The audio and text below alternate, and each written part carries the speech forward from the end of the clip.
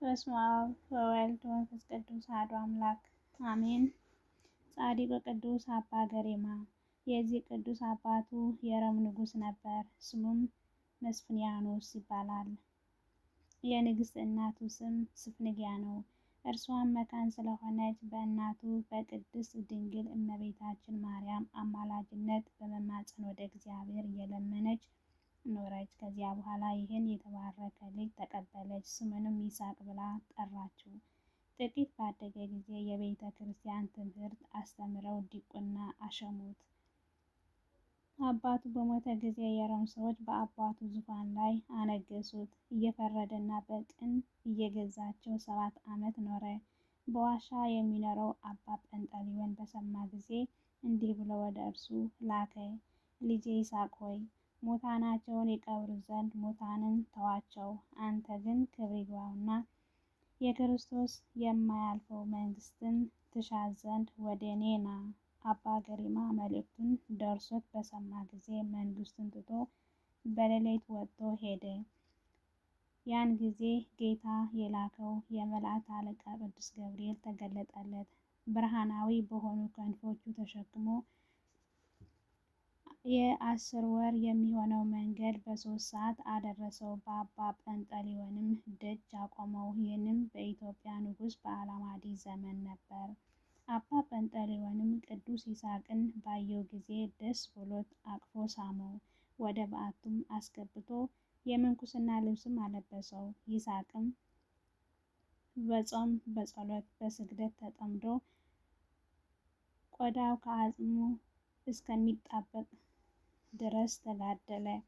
ከዚያ በኋላ መደራ ወደ ተባለው ቦታ ሄዶ በዚያ ድንቆች ተአምራት እያደረገ በሽተኞችን በመፈወስ አጋንንትን በማስወጣት ብዙ ዘመን ኖረ። በአንዲት ዕለትም በጠዋት ስንዴ ዘራ፣ በሰርክም አዝመራውን ሰብስቦ አስገባ። ከእርሱም መስዋዕትን አሳረገ። በማግስቱ በግራር ዛፍ ላይ በሬዎችን አውጥቶ የስንዴ ናዳ አበራየ። 77 የእንቅብ መስፈሪያ ሆነ። ሁለተኛ የወይን ሐረግ በአለት ላይ ተከለ። ወዲያውም በቀለች፣ አበበችና አፈራች። በእርሷም መስዋዕትን አሳረገ። በአንዲት ቀንም ሲጽፍ መሸና ፀሐይ ሊጠልቅ ተቃረበ። በቦታው እንዲቆም አዘዘ። ጽሕፈቱንም እስኪጨርስ ቆመ።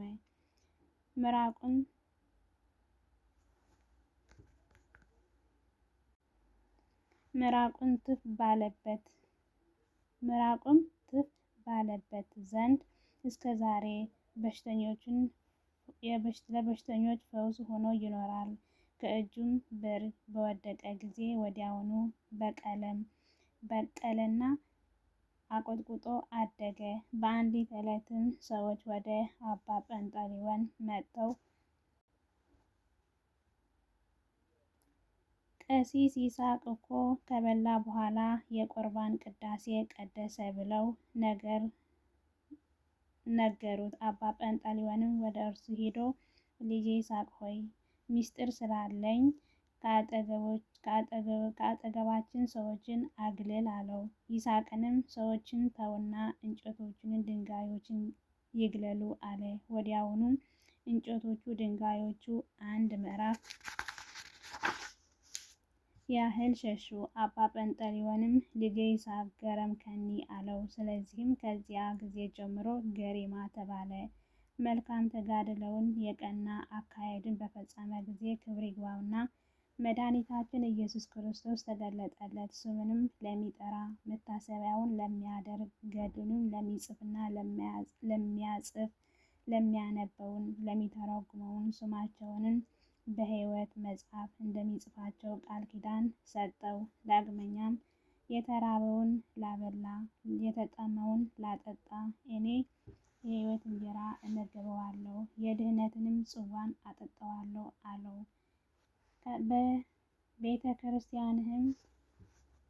በቤተ ክርስቲያንህም በማህሌት የሚያመሰግነውን የጸለየ እኔ የመላእክትን ምስጋና አሰማዋለሁ። የተራቆተውን ለሚያለብስ የብልህ እጅ ያልሰራውን የብርሃን ግምጃ አለብሰዋለሁ። ነፍሱን ከስጋው በምትለይበት ጊዜ የጨለማ መላእክት አይቀርቡትም። የብርሃን መላእክትን በዙሪያው አቆማቸዋለሁ። በስምህ ቤተ ክርስቲያን ለሰራ በሰማያት 47 የብርሃን ቦታዎችን እኔ እሰጠዋለሁ። ለቤተ ክርስቲያንህም መባ የሚሰጠውን እኔ በመንግስቴ እቀበለዋለሁ። ቦታህንም የሚያከብረውን እኔ በመንግስቴ አከብረዋለሁ።